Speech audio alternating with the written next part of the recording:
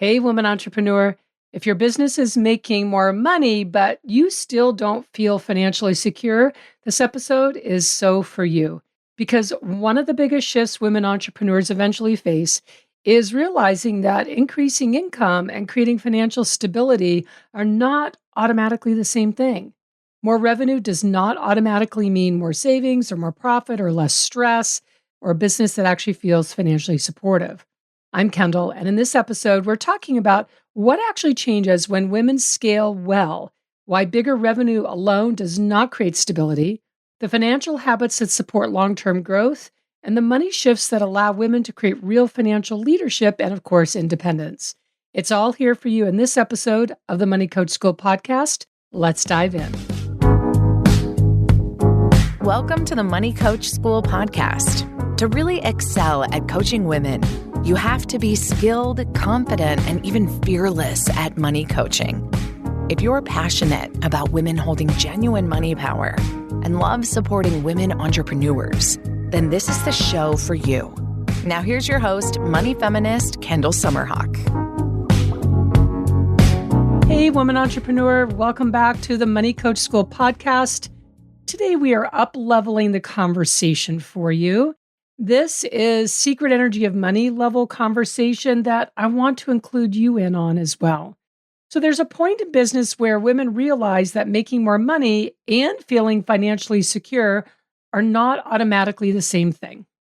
We think it's going to be that, but it's really not. And before this point, most women think that making more money will solve all of their problems.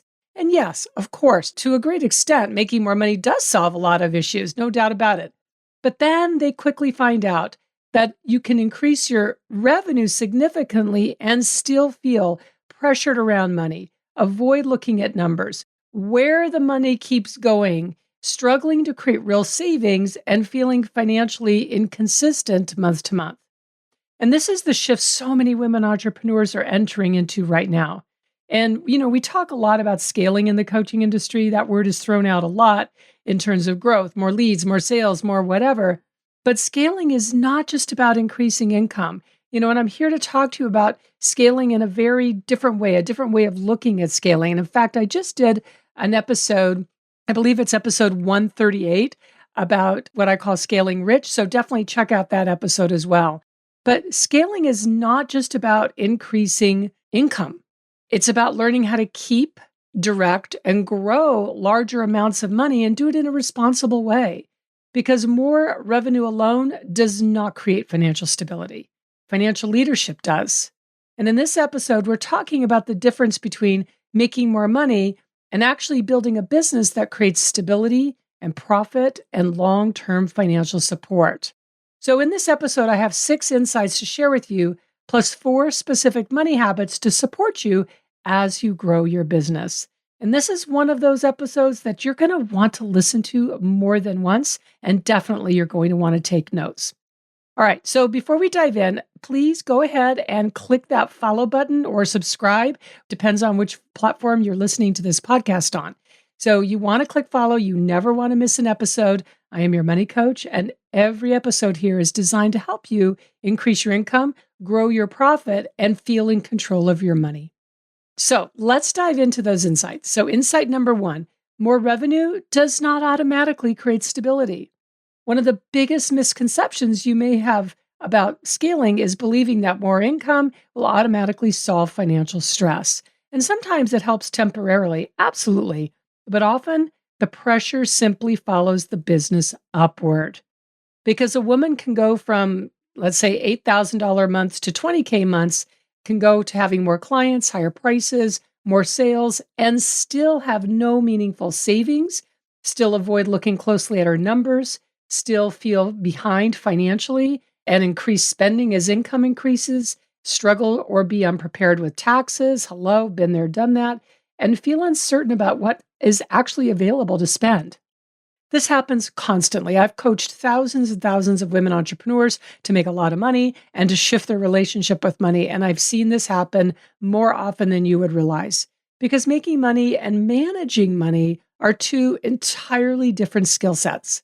Many women become highly skilled at earning long before they become skilled at what I call money stewardship. And that matters because women do not scale financially just because revenue increases. Women scale financially when money starts staying, stabilizing, accumulating, and supporting their lives differently. And that's a completely different experience than simply having a bigger sales month. Insight number 2. This is about signs that your financial capacity hasn't caught up yet. So, one of the clearest signs that a business has grown faster than a woman's financial system is this: the income increases, but her sense of support does not. And this can look a lot of different ways. Income rises, but spending rises equally as fast. Money comes in and immediately gets allocated away. There's no intentional profit structure, no clear owner pay process, which I also did an episode on, which I'll link to in the show notes. It's Owners Pay 101. No consistent reserve building. So she feels emotionally reactive with money, like good one week, panicked the next. Or she's making good money while secretly thinking, I thought I would feel more stable by now. And that thought is so important because stability does not come automatically from revenue. Stability comes from clear money habits, clear financial decisions, clear money stewardship, and clear profit awareness. And this is where scaling starts becoming, honestly, less about making more money and much more about how money is being handled after it arrives. Which leads me to insight number 3. What actually changes when women scale well? So, first, what changes is you stop treating revenue like it's all personal spending money. And this is one of the biggest shifts. And I know it's a heady experience to have money coming in, but scaling your business requires intentional allocation. You're going to begin thinking differently about taxes, about owner's pay, about profit, about business reserves, about future planning, operating expenses. And instead of viewing every incoming dollar as immediately available to spend somewhere, you begin making decisions based on what allows the business to become financially stable and sustainable long term. The second piece here is that you become more intentional with money decisions. Scaling well requires clear decision making, less emotional spending, less avoidance, less quote unquote, I'll deal with it later, and a whole lot more of clarity around expenses, which is something that I personally get super geeky. I get so excited about reducing expenses, getting much more aware of what the business actually needs, having stronger, clearer pricing decisions, better boundaries, better profit awareness, cleaner financial boundaries. So this is where you want to shift into operating from financial leadership instead of from financial reaction. So you're shifting into that financial leadership. And that's a major identity shift. And the third piece here in this insight is that you normalize money staying. And this is one of the most important financial shifts that you can ever make because so many women unconsciously normalize money leaving. I mean, to put it bluntly, that's what they normalize: bills, expenses, spending, paying everyone else first. But scaling requires you to normalize savings growing, profit accumulating, money remaining in your bank accounts, creating a financial cushion, long-term stability. You absolutely want to become comfortable seeing money stay because this is how your business becomes financially supportive instead of financially exhausting. So that leads me to insight number 4, the financial habits that actually support scaling. Yes, there are financial habits that support scaling. Nobody is talking about this. And even just starting with 4 simple financial habits can create enormous changes for you over time. So, for example, the financial habit of separating your business money from your personal money. At a minimum, what that looks like is having a business checking account and a business savings account for taxes and for your business financial cushion, because blended money creates confusion quickly. A second financial habit is to start reviewing your numbers weekly, not monthly. A month is too long. 30 days is too long to wait. So I'm not telling you to be obsessive about this, but you want to be consistent. You want to know what came in, what went out, what's available, what's already spoken for, and then what's actually yours. The third fundamental financial habit is deciding your owner pay structure and doing this very intentionally. Now, I mentioned earlier a whole episode I did on that, and it's episode 123, Owners Pay 101. I will link to it in the show notes. You definitely want to listen to it. It's one of my most popular episodes so far this year. And the fourth financial habit is to start building the habit of money staying. This matters so much. Even small reserve habits become life-changing in terms of your relationship with money because they create evidence of stability. And there's a whole lot more that goes into that. I can do a whole episode, and actually I probably will, about that very topic. But let me just say that you need to save some money. Even if you have debt, by the way, even if you have debt. All right, insight number 5. Let's move on here. The emotional side of scaling. So one reason this feels uncomfortable for women is because many of us were never taught to associate money with stability. Women are taught to spend it, fear it, avoid it, feel guilty about it, prove ourselves for it. So when money actually begins staying, it can feel really unfamiliar. Because of that, very, very uncomfortable at first. But unfamiliar does not mean it's wrong. And you really need to hear that, because building financial stability often requires becoming comfortable with having more money. Yeah, having more money, seeing more money in your bank accounts, looking at your bank account going, oh my God, there's that much in there? Wow. Managing more money, keeping more money. These are the skills you need to learn and to have this become normalized for you. So that is part of the expansion as well. It's part of scaling as well, including getting comfortable being the one with more money than the people around you. Now, I did an episode to support you with this as well, episode 135, Money Guilt and the Fear of Outgrowing the People Around You. I will link to it in the show notes, of course. Insight number 6, what scaling actually feels like through the lens of money. So real scaling can feel very different than you may expect. It's actually less emotional chaos and less financial scrambling. Now, this is when it's done well, okay? And it's certainly not constantly starting over.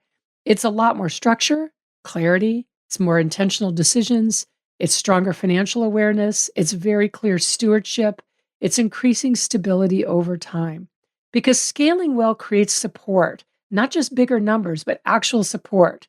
It creates a business where money starts functioning differently for you, a business where profit exists very intentionally and at a high margin, where savings increases deliberately, intentionally every month, where decisions get much more clear, where financial pressure does decrease, and where money supports your actual life that you want to live. And that's the shift you want, and it is totally available to you when you're actively creating an improved and positive relationship between you and money.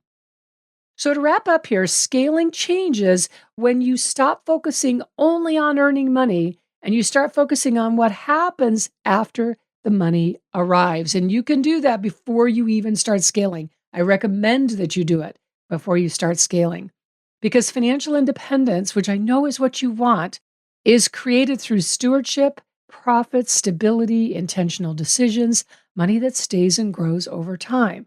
And that's what creates a business that actually supports your life.